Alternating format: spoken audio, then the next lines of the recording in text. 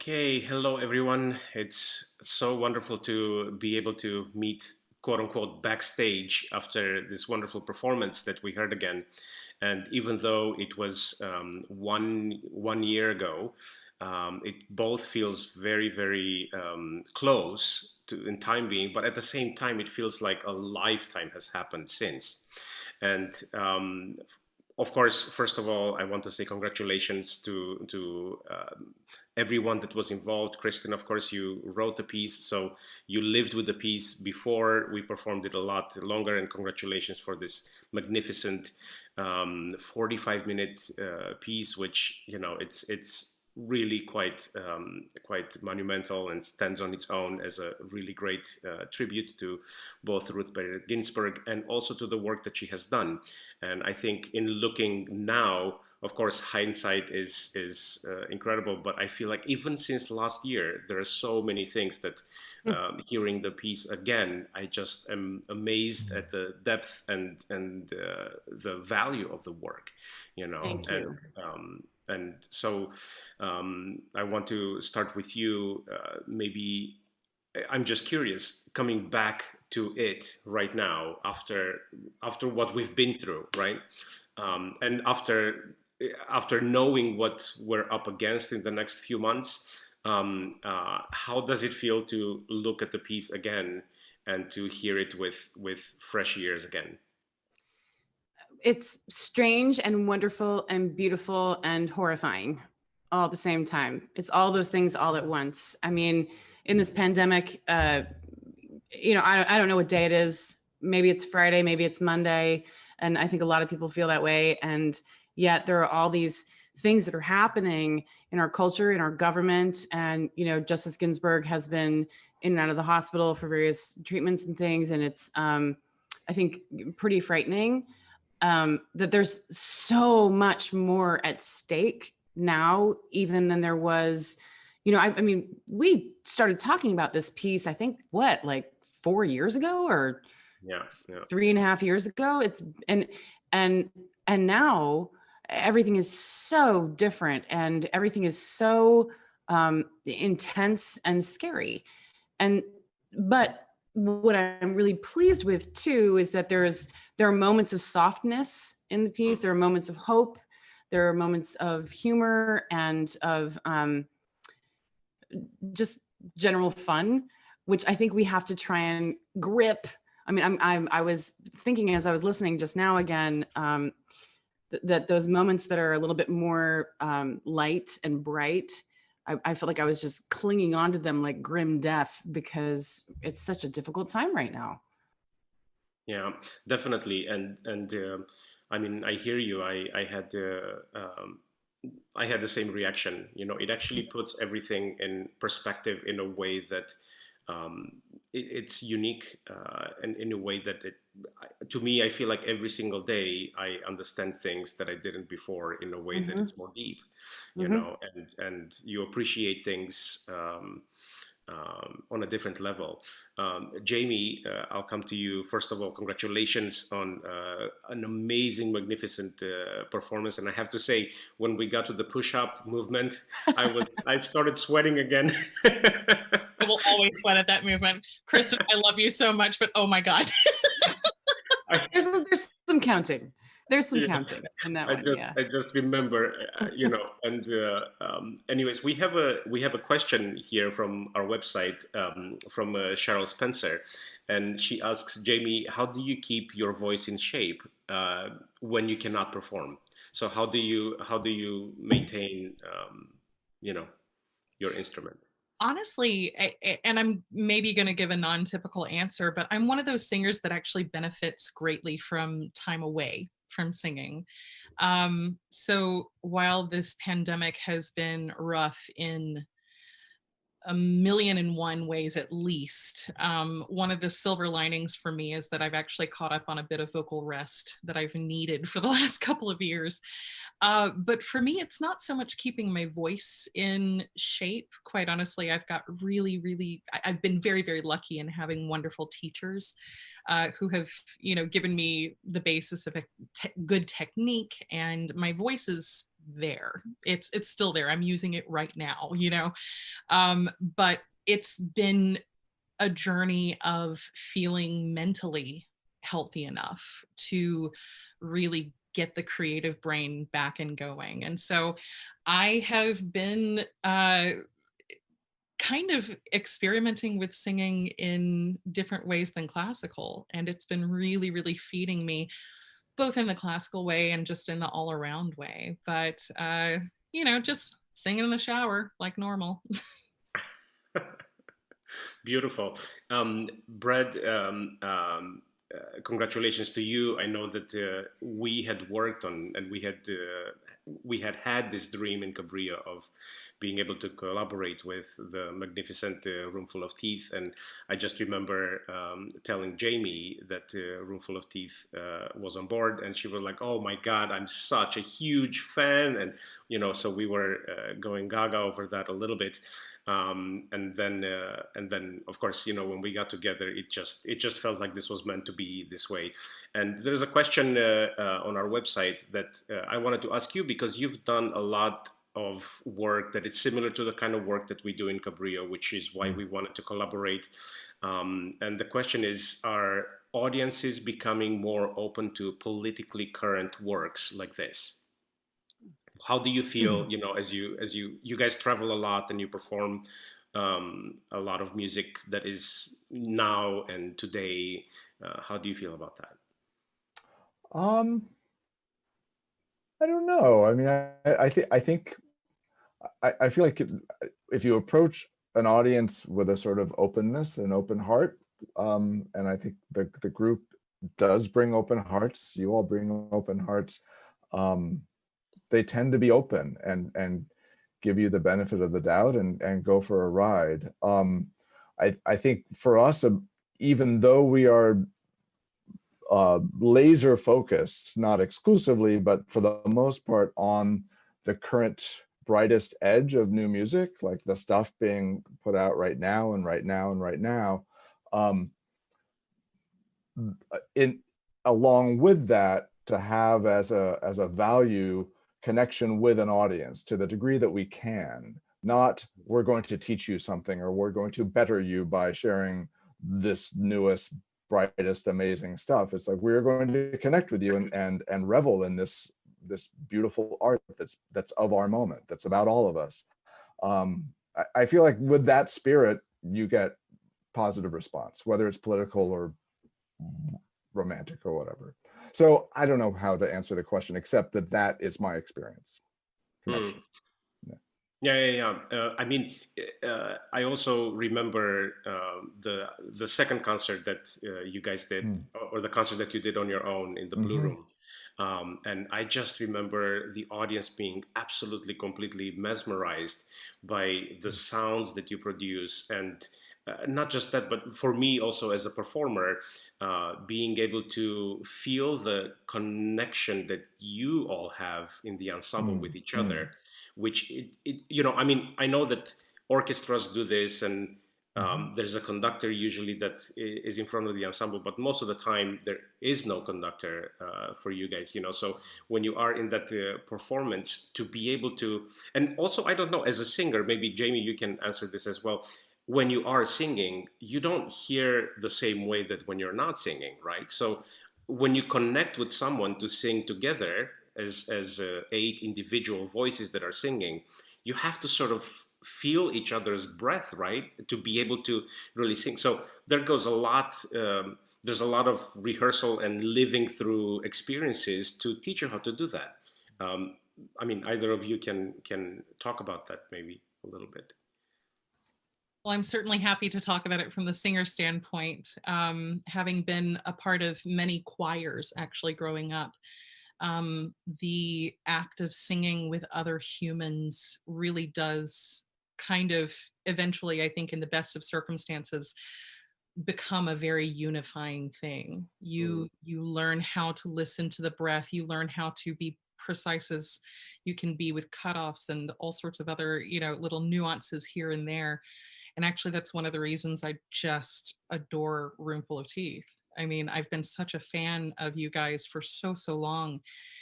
And it's because of not only the homogenous sound that you can only get when you are truly kind of a choral family, just living and doing it all the time, but also because of the adventure that the listener gets to go in with you guys because of this just radical way of looking at using the voice.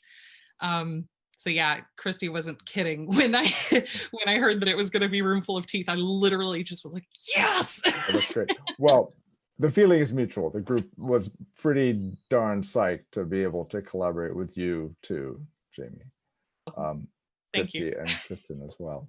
And it's interesting. This I remember in the first couple of years with the singers. I mean, they're all, as you know, very smart musicians with great ears and great chops.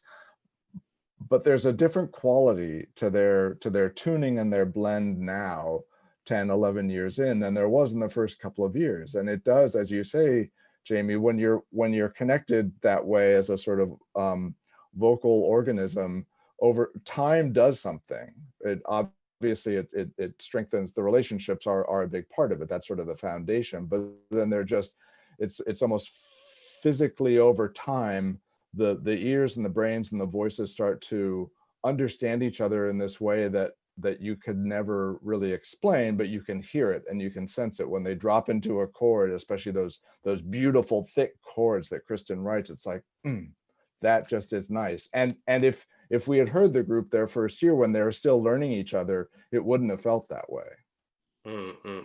Yeah, it's striking because actually the magic of those chords is not just every single individual in the ensemble singing the right pitch, but it's also it has to be the right intensity for that chord to actually really work.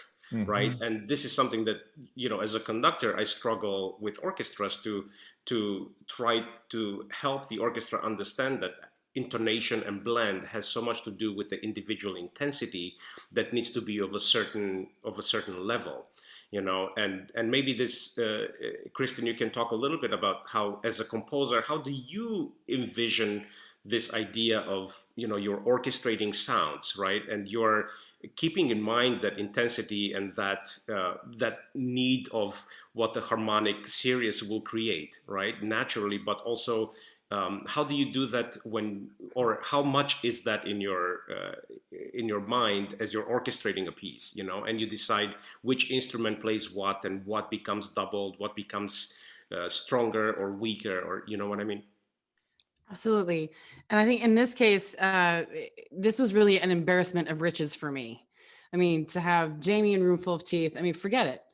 So there's a level of trust that's implicit already before I even pick any notes.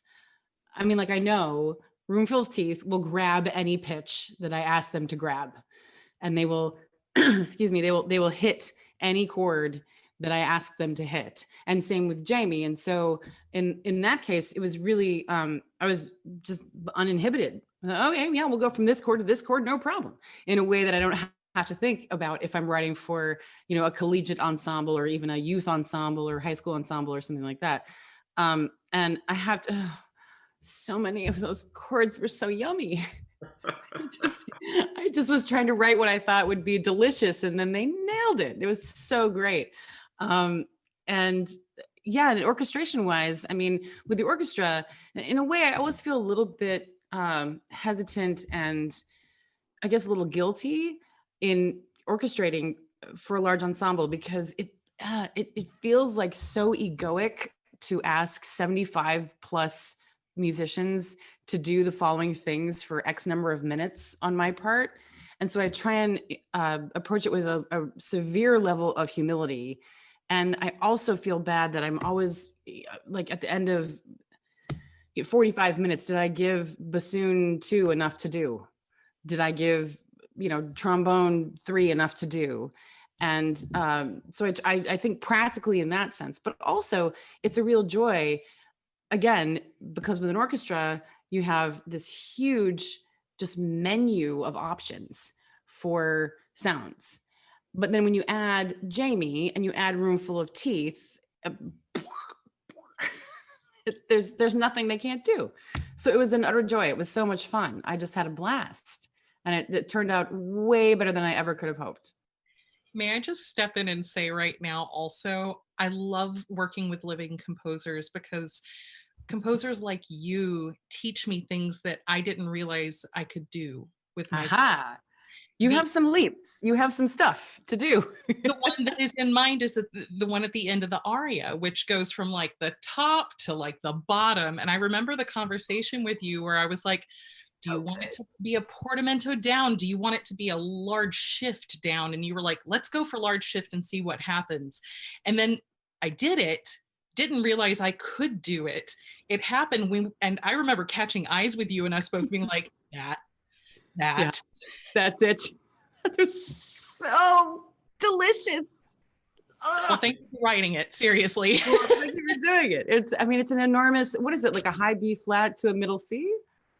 It's below a middle C. I think it might be like a low A or something like that. Yeah, well, whatever. It's yummy. It's amazing. And I knew you could do it. It's so good. Well, thank you for the confidence, truly. Well, it's your fault for being so great, frankly.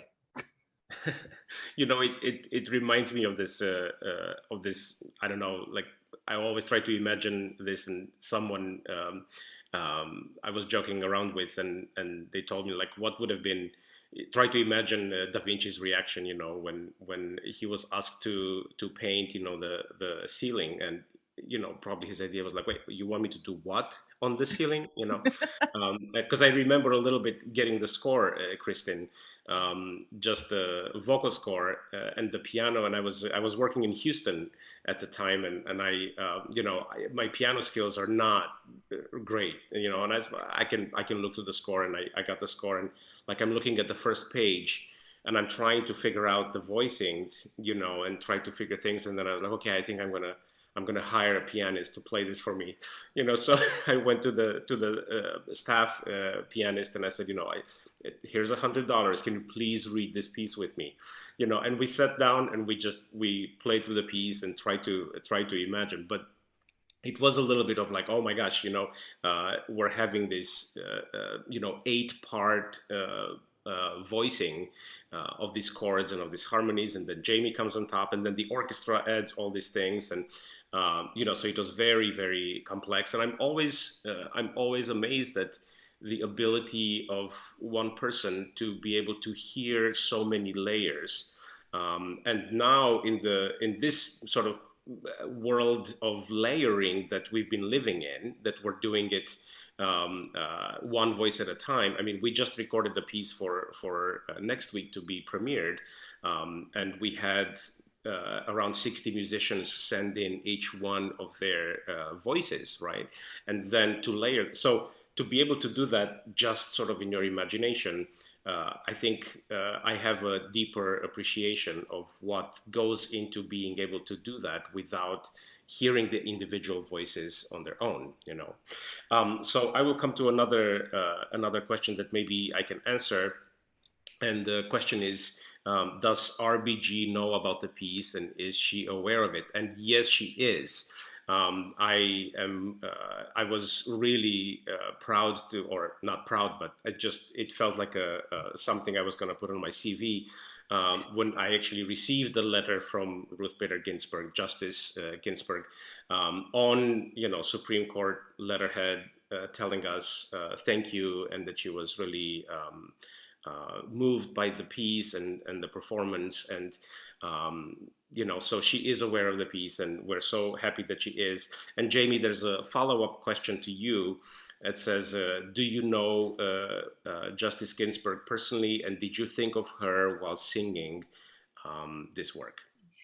Yes and yes. I first of all, Justice Ginsburg is a huge fan of classical music, and not just a fan of classical music, but also makes it happen. She works to curate a concert series at the Supreme Court that I was very honored to do one year. So I got to have a concert at the Supreme Court, which was just incredibly cool. And then my parents were there with me, and we had a full tour of the place, and she held a dinner for us, and I sat next to her. And quite honestly, as a queer woman, I got to say thank you for everything she's done for women and queer people, and I nearly cried.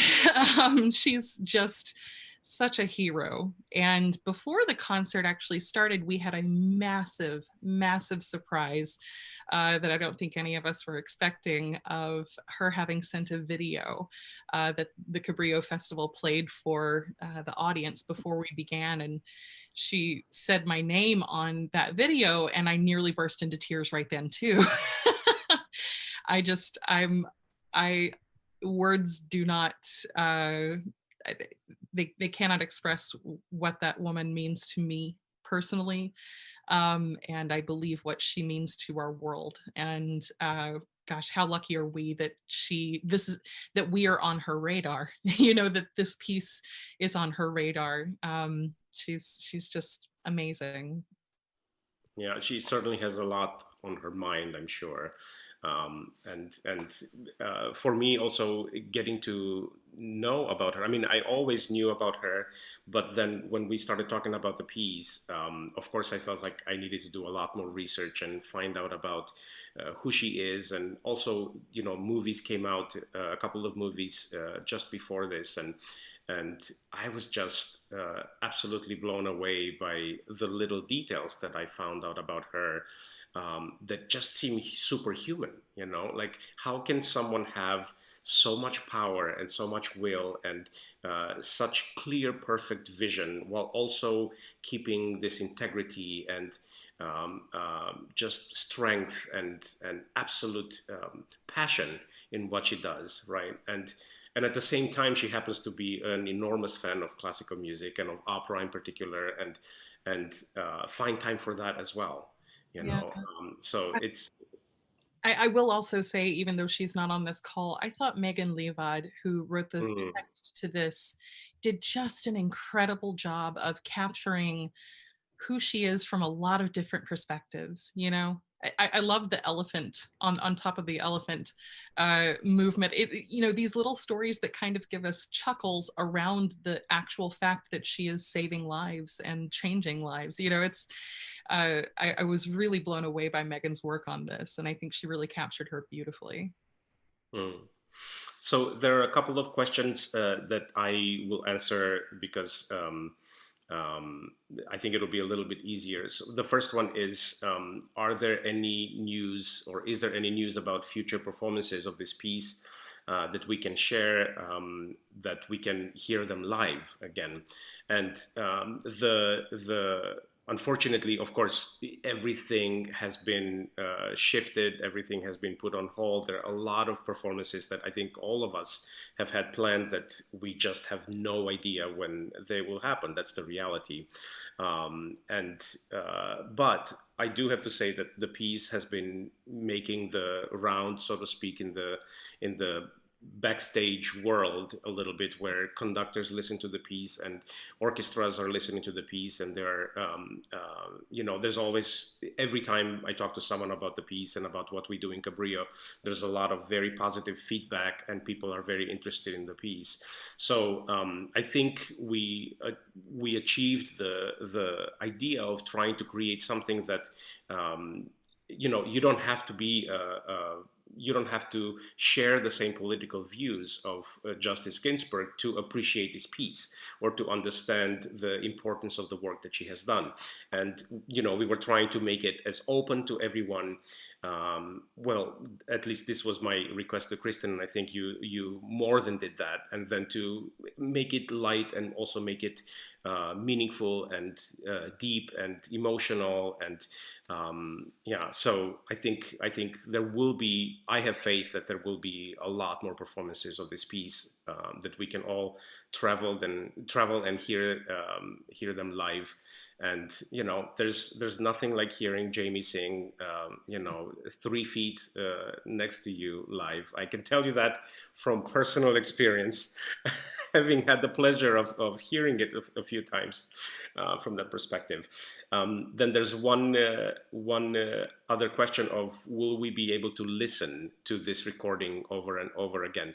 Yes, the recording will be on our website, and you will be able to go back and listen to it for a while. I'm not really sure exactly when it'll be taken off the website, but I think if we, yeah, I think it'll be there for a while. So, how how does it feel to be? I mean, each one of us is in a different place in the world, actually, which is both an unbelievable thing that we can have this conversation together. But at the same time, when we logged in, everyone had the same reaction to, oh my God, you know, I can't believe that we just listened to this again. And it felt a little bit like finishing a concert.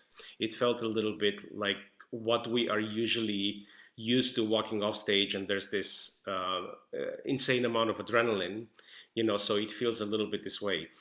How are you feeling about this, what has become our world today of these virtual platforms and concert sharing? And are you, of course, we're all dying to be back together. And I think, you know, as arts connect us, and this is the most perfect platform for us to be able to be connected. Are you able to find something that heals your soul in this time? Who would like to go? That's a heavy question. I'll go. It is. Yeah. I think yes and no, and yes and no, and kind of and sort of and yes. I think it's just a lot right now. And you know, I'm a full-time professor at the University of Michigan, and we're trying to figure out what in the world we're going to do in the fall. And there are just so many factors at play. And at the same time, I think this is a real opportunity to get super creative.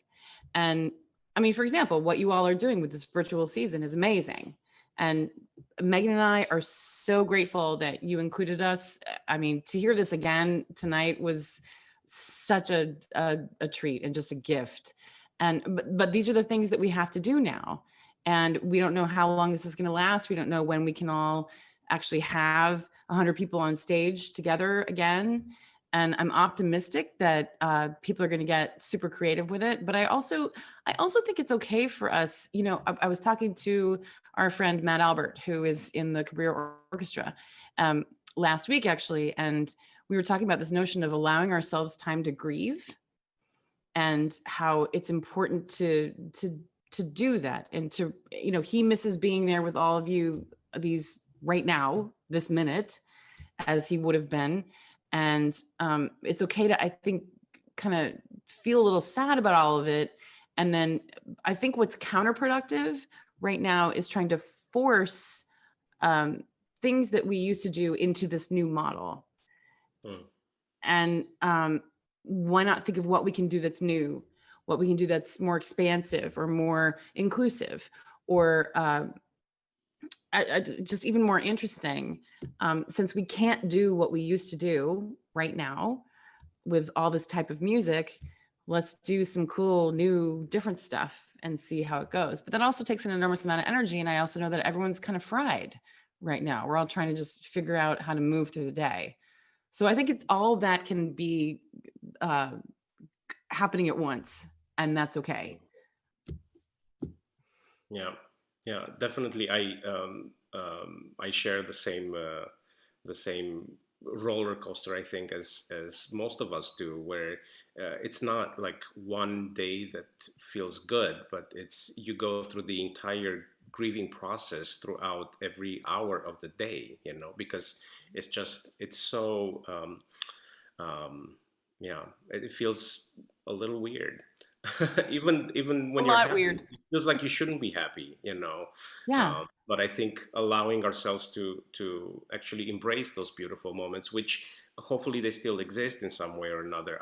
I personally have enjoyed actually connecting on a deeper level with so many people, because all of a sudden I had a little bit more time to be able to give attention to that one-on-one connection. You know, we had this 90 sessions with individual conductors that applied to the Cabrillo workshop, and I gave 30 minutes to 90 individual conductors, each one of them 30 minutes. And this was, you know, when I said, yes, let's do it, I didn't actually do the math of how much time this would take, but it took a long time. It's 45 hours, by the way, if you're counting. But but it was so amazing. I every day, when it finished, I was a little sad actually, because every day I was looking forward to having 3 new faces that I would meet and then have a 30-minute conversation with, which I had never done in my life. Like this amount in this period of time, and so this was one thing that I walked away with, from this crazy moment. But how about you, Brad or Jamie? No, I think what I'm thinking about right now, I'm in the Bay Area for a few days, and yesterday had this remarkable sort of sacred moment down at in one of the old redwood groves that I had never been in Big Basin, which is just north of Santa Cruz, as it happens, and walking among these trees, stood in front of a tree that's about 1,500 years old. A couple of trees about that old, and thinking about that in light of the moment we're in, and the fact that, I mean, we all travel a lot. My group travels a lot. We travel around the world, and it's great. It's part of the lifeblood of a performing musician. But it's also, as we all know, travel is carbon intensive, and how much of our creative work looking forward could we do with less travel? And that's one of the things actually right now that Roomful of Teeth is working on, and partnering with different composers and singers and writers and each other remotely to sort of roll up our sleeves and see how much can we actually do, and going forward, how much of that could we keep. Obviously, we'd still want to perform in person in front of audiences, but a lot of our work is getting together with each other and with other creatives to make new work. And I think a lot of that sort of gestation and early work and development and ushering forward could happen for months with everybody still home and not traveling to each other and putting out stuff in the world. So that's one thing that I think is giving me a little bit of hope, is that, as you said, Kristin, sort of thinking anew about where we are. I come from a place in the United States where social distancing has kind of been the norm for a very long time. There is no Wi-Fi there. There is no cell service. If you wanted to see people, you saw them in person. And there was the telephone, because growing up in the 80s, so that was pretty much it. Like, that's where I come from. I just happened to have come up in the age of when the internet was starting to be a thing. And the thing that I keep on going back to at this point is I am so grateful for, as much as I think that we're probably all very close to burnout on Zoom. I am also still so grateful for the technology that we have these days to be able to have some sort of a Band-Aid existence until we can actually get back to performing. I am also similarly, Brad, it's really, really great to hear what you guys are doing. I'm working with the Atlanta Opera right now because they're actually shifting the entire next season to be a completely different model of theater, one that's socially distanced, one that is based more on digital media, one that's based on having a kind of a fest program where you have a group of singers who are dedicated to that one house and who live basically in this area. And I'm so thrilled to see these kinds of initiatives happening. I think that it's going to move our art form forward a lot. And I think it's also, I'm personally excited about it, well, on a personal level, because of very similar reasons that you mentioned, Brad. The travel aspect of this career is just really intense, and it's also very detrimental towards the environment. So to be able to find other options, not just to get through this, but things that I think will end up impacting how we receive and produce art, I think is just really exciting on a lot of levels. There are plenty of gray clouds in the sky right now, but I'm really trying to look for the silver linings, and I'm finding them. So that's a really exciting thing for me. Wonderful. Thank you all for actually answering this. I know it's not an easy question, but it's actually a question that I think unifies us, because all of a sudden I think every human being is basically faced with the same question, and some on different levels than others, I think, depending on a little bit on the geography of where we are, as well. But yeah, it's a time that I think, of course, I mean, an understatement, but we will remember in many different ways, I think. Now, just because we have just a few more minutes, I thought it would be kind of fun if you have a vivid memory of Santa Cruz.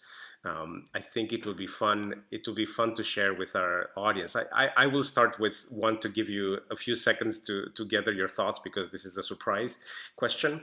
But you know, for me, I remember the very first time in Santa Cruz when I took Benny and Maria and Cheryl, and we went to see the redwoods.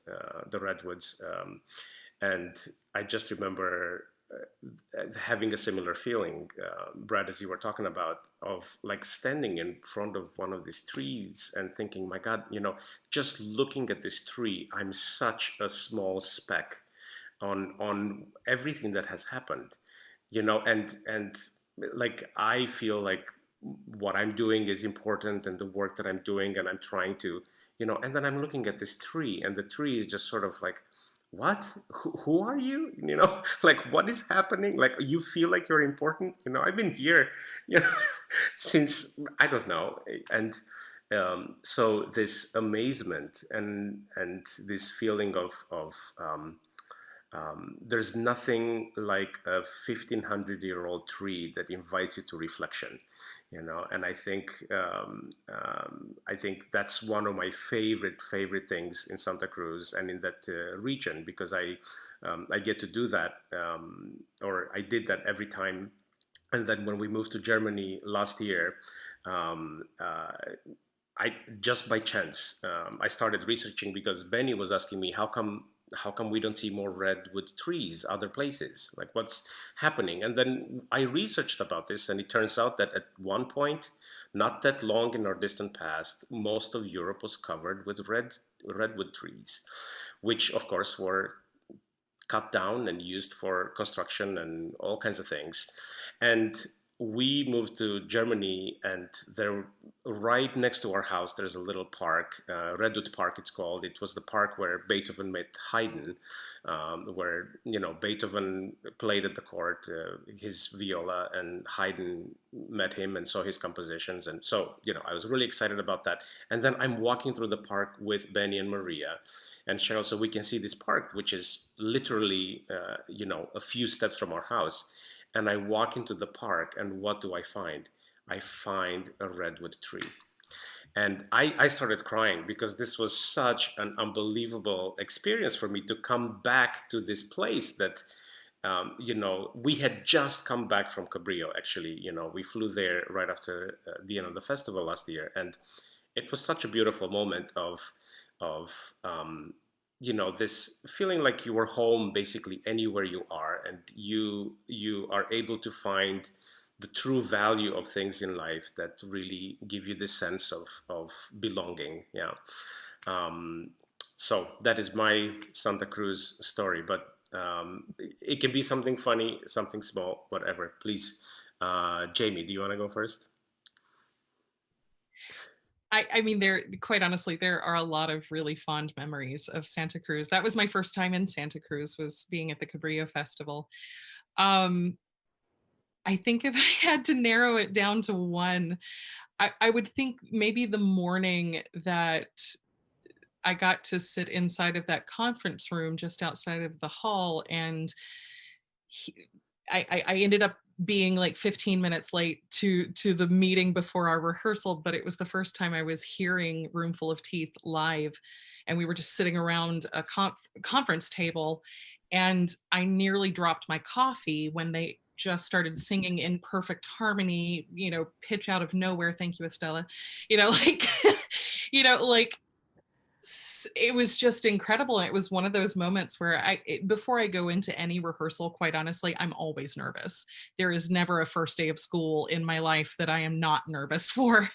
But there was something about that moment of hearing it that just struck a chord in my chest, honestly. And it made me forget my nerves and just be obsessed in the moment, you know, of getting to hear this. And that is something I don't think I'll forget. Very cool. I share with you that, I mean, for me, and Cheryl tells me, the night before a first rehearsal, you are an impossible human being, you know, and it's true. I mean, and this is, you know, we've talked so many times about the fact that if we travel as a family, I have to stay in a different hotel for one night before the first rehearsal, you know, Yes. because it's just, I'm a complete basket case. I can't, you know, I can't sleep. And then it's fine. Like, 30 seconds into the rehearsal, I know I'm fine, you know, once the music starts, but before then, it's just unbelievable. So I share that with you, Jamie. It's good to know that I'm not the only one. A decade into this career, and this is just a thing. I don't think it's going to go away, and who knows, maybe it just keeps me grounded or humble or something. I wish I didn't have that kind of anxiety, but at the same time, it is kind of magical to walk into the first day and have that anxiety and then have it just swept away by the music that you're doing. You know, there's something really beautiful about that.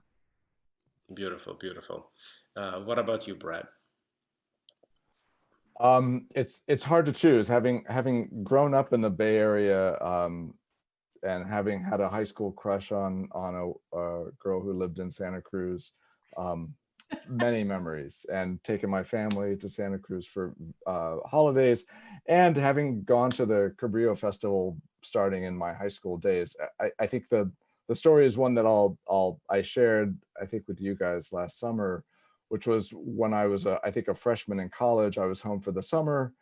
That very girlfriend's mother worked somehow for the Cabrillo Festival, helping out, and invited me down to some concerts and some after concerts thing. I met Dennis Russell Davies and William Bolcom and all sorts of other people I just was in awe of.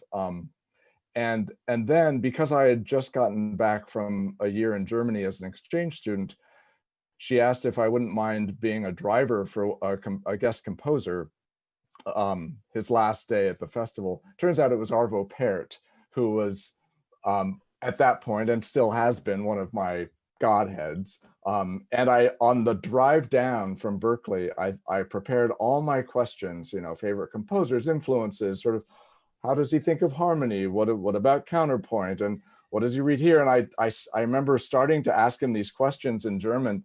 He had no time. He didn't want to talk about music. He wanted to talk about life and the spiritual adventure, sort of the soul. And we talked for hours. It was an amazing day, one of the best days of my life. But we didn't talk about musical influences. We spoke about what you read and think and dream of. And yeah, it was, and that was Cabrillo back, you know, many years ago. And so now to bring my group this past year was like, yeah, and a life's dream. So, you know, a version of that. So thank you for continuing my dreamy experience with Cabrillo. Beautiful. Well, we still do that. We still rely on the volunteers to do the driving, you know, and I think always call on me. I'm happy to drive. Thank you. Kristin, how about you? Well, I'm going to cheat. I have two. So this past season was my second season at Cabrillo, and the first one is that, Christy, I don't know how you do this, because there has to be so much happening in your brain Like, have you had your brain tested to see how big it is for all of the things that it has to contain? I mean, I thought, particularly last season, because I was there a little bit longer and more extensively as the mentor composer, just the amount of music and stuff that you are doing throughout those 2 weeks is really astounding. And I hope that maybe one day, like one festival, you can have your children maybe count how many notes you're interacting with in all of these new pieces, because it's such varied styles. It's just an enormous amount. I don't know how you do it. I really don't. And you're always so warm and lovely and wonderful to everyone. And it's just a pleasure to watch you work. That's number one. Number two is that this festival, to my mind, it has this kind of just amazing attitude. It's the attitude that I get from being there. And I mean that like I've been to a lot of these things. I've done a lot of gigs. I just turned 47. I've done a lot of gigs in 47 years. And there at Cabrillo, I haven't met a single jerk. Like in the orchestra and the staff and the community too. Everyone is just, it's this really unique gift of an attitude for what we do. And that's, I mean, I love the air, the sea air, the ocean's incredible and all of that. But to me, just the whole vibe and sort of aura and energy around the festival is absolutely special and a gift to the rest of us. Yeah. Thank you for saying that, Kristin. I know, it was a little interesting for me because when I became music director of the festival, my first experience of the festival was in my first season, right? Like there was no transition period for me as a music director. And I just remember at the end of the first season thinking to myself, my God, I cannot imagine this place doing anything else but exactly what it does, which is live on the edge, expect the unexpected, celebrate creativity, celebrate, all of us bringing our best in one way or another, but participating to actually literally make this a better world, and we all contribute in ways that we know how to do it.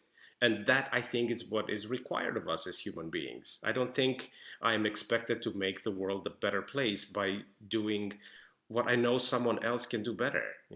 I do what I do because that's how I know to contribute of myself and for my fellow human beings. And I remember my kids hearing me talk so much about how I feel about this, and I remember one time we were walking in the forest a couple of months ago, and Maria, my little girl who is 7, we were talking. I don't even remember what we were talking about, but she turned to me and she said, "So, you mean there are other people that use their ways of sharing who they are, like you use music to share the world what you do?" And I said, "Yeah, that's exactly right."